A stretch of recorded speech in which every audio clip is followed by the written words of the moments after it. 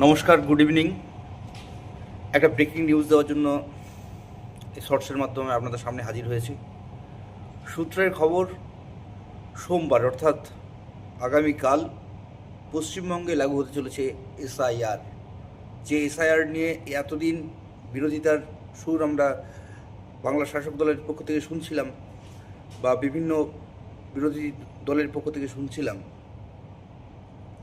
সেইগুলোকে কার্যত নস্যাৎ করে, তাদের দাবিকে নস্যাৎ করে বাংলাতে লাগু হতে চলেছে এসআইআর।